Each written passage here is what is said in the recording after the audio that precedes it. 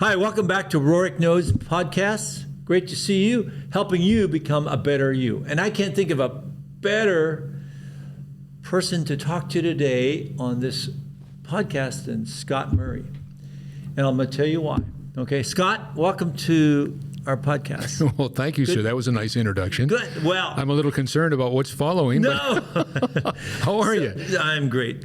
No, Scott's been a close personal friend for over 20 years, but he is an amazing individual. I love him because he gives back, and he is multiple Emmy award-winning sportscaster and everything in TV, and of course he's known locally and all around Texas and beyond as an amazing sportscaster for how many years? 30 years. 30 years. 3 decades. It's unbelievable. So, and he's still, he looks like he's 20. So it's amazing. Well, you stay busy. Yeah, you stay busy. I learned that a long time ago. Keep a smile on your face, stay busy, and it's amazing what it does for you. For your whole psyche. Yeah, it really does. I agree. Learn that from my mother and father. Never give up. Go forward, and just keep a smile on your face every day. That's right. That's the other reason I like him. He's so positive. Many of you listen to my elevator thoughts. Well, a lot of them come from what Scott has taught all of us. Don't even go there. No, it's great. Yeah. So, Scott, let's talk about you. So tell me about, what drives you? I mean, you're such a positive person. You give back, and we're going to talk a little bit about some of the things he's done, not only locally, but nationally. I mean, he does so many nonprofit events. How many do you do a year? I think it was like 300-400. Well, right? Actually, the last time that we had a legitimate year, so to speak, everything wasn't closed down. It was COVID. 2019, and in 2019 I did 702 events. Wow, yeah. That's unbelievable. Well, I really enjoy it, though. I really enjoy, and here's the thing. I'll end up doing 4 or 5 sometimes in a day. You do a breakfast, then maybe go speak to a school, then you've got a women's luncheon, and then in the afternoon there might be something that you're doing, and then at night you've got another event. Maybe the Dallas Morning News several years ago did a story about me at the Fairmont Hotel, which has a ballroom on the first floor and on the second floor, so they could have 2 big galas at the same time. Well, one was sponsored by American Airlines, one was sponsored by Southwest, and the 2 competing airlines were there at the same time. And one of them, the Boys and Girls Club, said, "Scott, will you do our annual dinner?" I said, "Sure." And I forget the other group that it was, but I said, "I've already committed to this other group." And they said, "Oh, no, you're on the board, Scott. You can't do that." And we all laughed about it. I said, "Let me go to them and see if they'll, work it out so we could do the dinner first and then the program second, and then the dinner, and just the opposite way for the other one." So they said, "That's great." So the 2 nonprofits worked it out. Everything's ready to go. Well, they took a couple of pictures of me going up the elevator, taking my tuxedo off and my bow tie and, my formal and putting on, and then coming back down, putting the other stuff back on after, so I spoke at one and then, but I missed dinner on both of them. Well, But I thought that was kind of funny, but I enjoy doing it or I wouldn't do it. Right. I know. I mean, that's what really drives you. I was going to do what you were doing. My best friend died of leukemia when we were both in 2nd grade. Is that right? And I vowed then I was going to be a pediatrician and find a cure for childhood cancer. Haven't done so yet, but that was my commitment. And when I was in college, I was a freshman. I was 17 years old. I'm driving down the road and I hear this guy on the radio go, "How would you like to make millions of dollars, travel to millions of locations, meet millions of girls? You too can be a disc jockey." And I go, and tried out for this job, and a couple of months later they called me and they said, "Scott, we had over 500 people apply for this, but we whittled it down to 18. You're one of the 18. I ended up getting the job, so my freshman and sophomore year in college worked the all-night show. Called myself Doc Scott, the sound surgeon. Where was that? That was in Rochester, New York. Really? Yeah, I was going to the University of Rochester, and which is a great medical school. Yep. And so that was it. I was just all excited about that, and worked from 1 till 6 in the morning. Came home. My mother would have dinner ready for me from what they had the night before, and then I'd have breakfast with my 2 younger sisters and my dad before he took off to the office, and then I'd go out to school from 8 till 4. Come home. My mother would have dinner ready for me. I'd eat dinner, and then from 5 till midnight I'd sleep and get up and go do my show from 1 till 6. Wow. Crazy. And nothing's changed. Well, it's funny, but that was my dad. He always used to tell me, "Come on, you can do what you do." He'd throw me basketballs or we'd footballs or hit ground balls to me. When I was 8, 10 years old, if I muffed one, I'd say, "Oh gosh, I did it. I gotta catch that." And he said, "Up, because you can. That's all right. No, don't say no. No, because you can. You can get it done because you can. And I've true. kind of gone through that whole idea in my mind since I was that age. So it's all right. Don't give up. Stay positive. Stay productive because you can. Because of him. No, I agree. I totally agree. And you know, that's kind of what you emanate. And I think let's talk a little bit about that. I mean, you do not only you talk about, but you are a leader, and you do a lot of leadership events, and to me that's important because you are an incredible role model. You've been Dad of the Year and so many other things. And so tell me about that. So what do you think drives that, and what message do you have for people today that want to, you know, do something and be somebody and come out and actually, you know, be successful in life? Well, don't ever say you can't. Yeah. You know, because you can. Yeah. You can do anything you want. And in this world today, it's kind of sad. We've Right. lost the ability, or lost the desire, or lost whatever, to be kind, courteous, and respectful to one another. People Right. are just not that way. And so one of the things that I've always tried, and my parents, again, they are the ones that taught me this: be kind, courteous, and respectful. But you got to be positive and productive, and all have doing it with a passion, but have a purpose. Always have a purpose. Yep. And every morning, this is how I can see my mom and dad telling me, did you go to the bathroom yet? Did you go to the bathroom? Yeah. Because they used to tell me, get up in the morning, first thing you do, go in the bathroom and look in the mirror. Thumbs up, you know, whatever it takes, you go in there and tell that person's the one that's going to be in control of who you are and what you're all about on that particular day. So make it right, make it positive, make it productive, and say, we're going to go make it happen. That's right. And it didn't matter whether it was schoolwork, out on the basketball court or the baseball field or whatever it was. And that was my parents. They were two biggest role models anybody could ever hope for. Yeah. Lost my mom a year ago last month, and lost my dad about 15 years ago. But just, they were, you know, just the entity of just, it was the best you could possibly be a part of. Well, you're paying it forward. Yeah. I'm sure your kids say the same thing about you, and I'm sure so many people I know so many people that say that about you. I work with my son. Somebody said to me yesterday, I can't believe how productive you've been with your son and how the relationship of you, a dad and his son, get along. Yeah. And that's why I left television after 30 years. Is my son had graduated from Baylor University with a degree in television film. Said, Dad, you're out speaking or emceeing hundreds of events. Let's go do the AV, do the videos, do the whatever those people Right. need. And so we started Murray Media World, a television production company, and just it's been wonderful. And he's so, I wouldn't know how to turn the camera on, but he's so technologically oriented. It's great. We're a good combination, and I'm just so proud of him. He's just a good guy. And my daughter, I'll brag on her too. Yep. I can't say the name of the bank, but it's one that everybody would know, probably the best known in the world. But at any rate, she is the executive vice president of corporate event planning on the West Coast. Wow. 13 states. She lives in Santa Monica, and just, you know, I'm just so proud of her. Live in the dream. I guess I could say the name, J.P. Morgan. Yeah, that's fine. Okay, That's good. I can say you know, that. The apples didn't Yeah. fall far from the tree. Well, thank you. You But know? I'm just real proud of the two of them. They're just, they're rock stars. They had a great role model. I mean, Well, isn't thanks. life is about role modeling, don't you think? Well, let's talk about that. well, you talked about, you know, being named Dad of the Year. I was named Dad of the Year and Father of the Year here in Texas, in the North Texas area, Dallas-Fort Worth. And, you know, I MC that event ever since I won the award about 2002. And people say, what's the best award? Scott, you've won Emmys, you've done that. I said, thank you very much, I appreciate it. But the one I cherish most is Father of the Year. Yeah. How can it get any better than that? And, True. And so that's what I'm proud of. Yeah, that's great. So what are you doing now? What drives you every day? I mean, I know you're giving back, speaking all over the world, and you know, you do this with such passion. I mean, you know, every time I talk to you, you're always positive. You're passionate. You're purpose-driven. All those things, you know, all those P's in life. You got them. You know. Well, it's funny you say that. I didn't mean to interrupt you, but you know, that's one of the things I put together in a pyramid. If you look like this, Yeah. it's a pyramid, right? Yeah. So what do we strive for in life? The three sides of that pyramid: peace, perfection, prosperity. And like the word pyramid that starts with a P that you just mentioned, peace, perfection, prosperity. Right. But inside there are 15 puzzle parts. 5, 4, 3, 2, till you get to the one at the top. Right. Okay? What are they? It starts with your passion. That's your vision, your goal, your dream, your desire. Who you are, what you want to be, where you want to go. But you can't just sit there and say, that's what I want to be. You got to work at it. I know. You got to move forward with it in a positive, productive way. So you take that passion. It becomes your passion, preparation, perseverance, staying positive, productive, professional, poised, patient, prompt, polite, understanding partnerships and how you get along with people, knowing what your role is, whether you're in a football field or in corporate America. Right. Then you move on to pride. Be yourself, respect yourself, believe in yourself. And then to principles. I call it the trifecta, the 3 T's.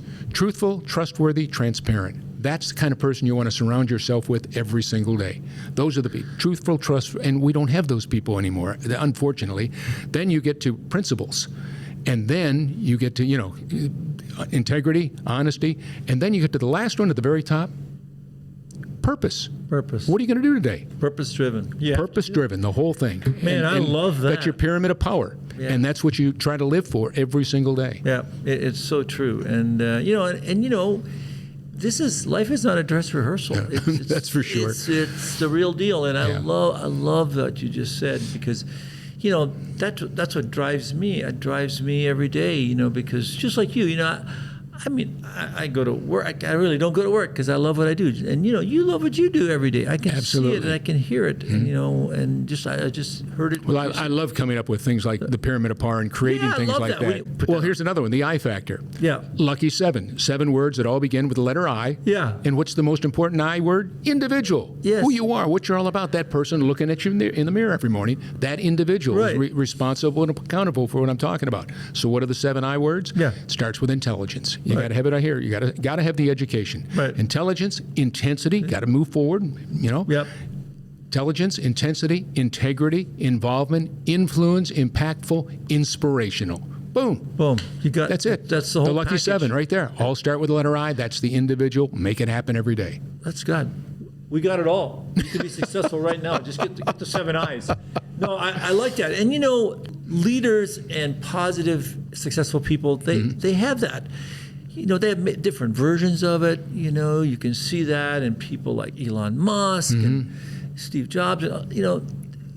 They're so different, but they have a lot of these commonalities. Oh, absolutely. And they lead by example, always.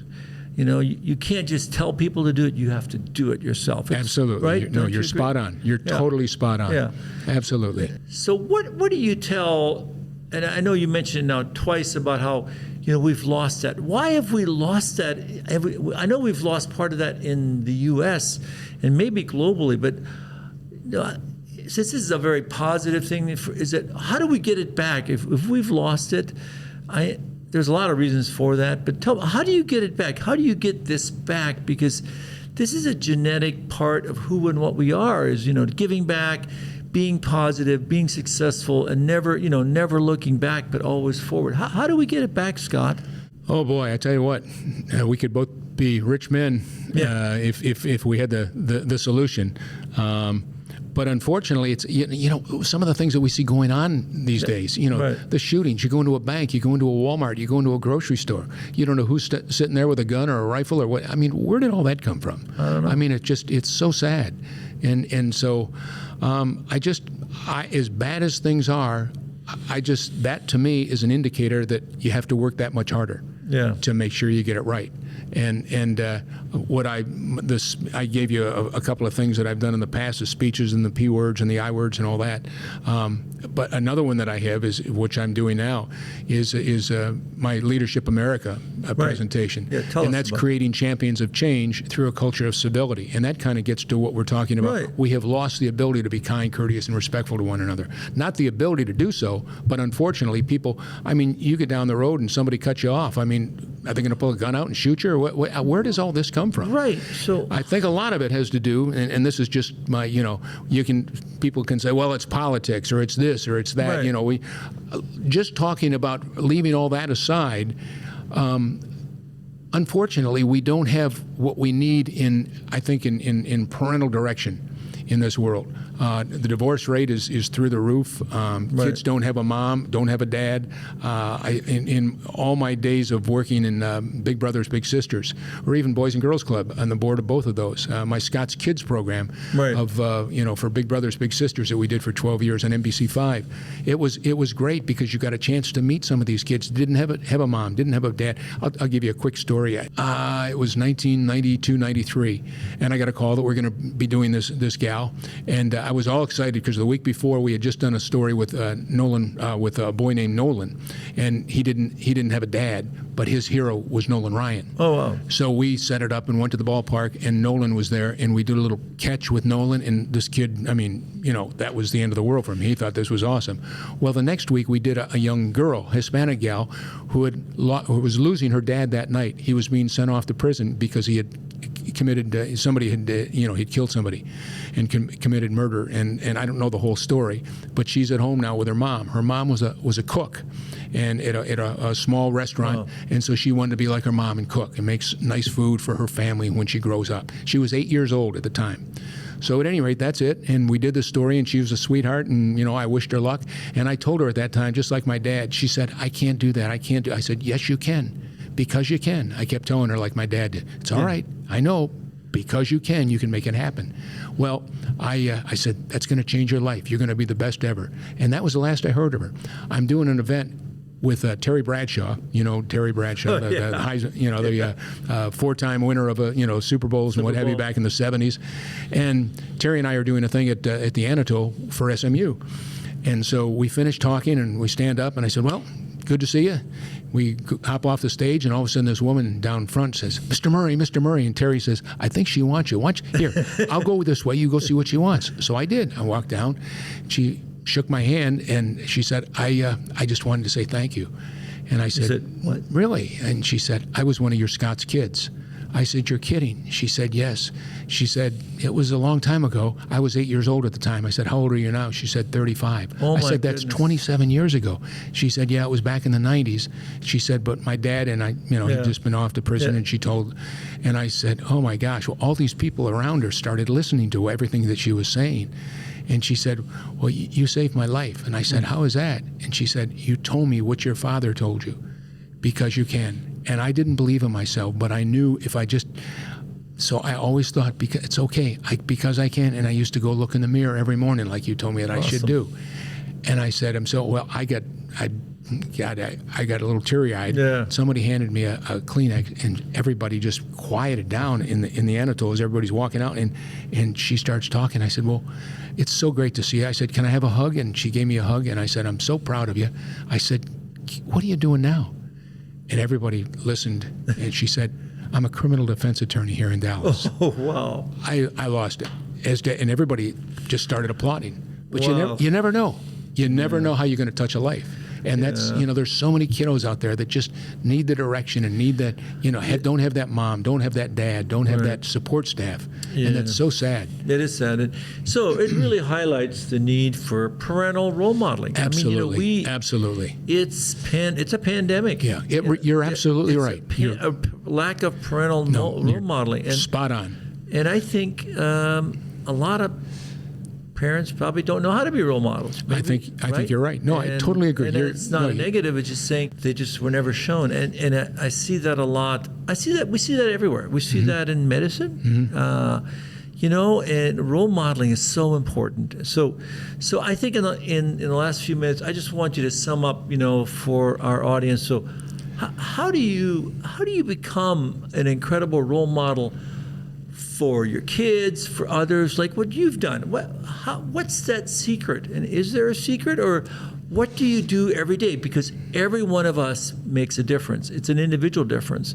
So what is that secret for truly becoming an incredible role model like you are and have taught thousands of people to be? Well, you're very kind. I appreciate that. And I'm sure there are some many people out there that are much better role models than I am. I have tried to do as my parents taught me. This is what you have to do. This is what you have to focus on, and then just move forward and believe in yourself. Respect yourself. It's all right. Yeah. And you are gonna have tough times. Sure. Nothing's perfect. It just Just stay as focused as you can.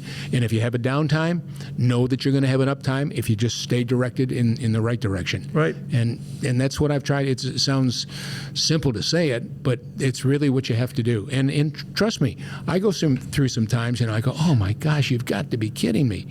That's not fair. That's not right. That's not really what happened. But retaliating is not going to resolve Exactly. it. You've just got to say, okay, it's all right. I'm going to get it right. There's going to be tough times in our lives, and this is one of them. Yep, and you got to live in the present. Yes. Because if you're depressed, you're living in the past. Absolutely. If you're anxious, you're looking at the future. But today is all that matters. So be in the present and be positive. So, Yes. So thank you so much, Scott. No, I cannot. I'll tell you what. I how got something much- I can close. Yeah. I haven't.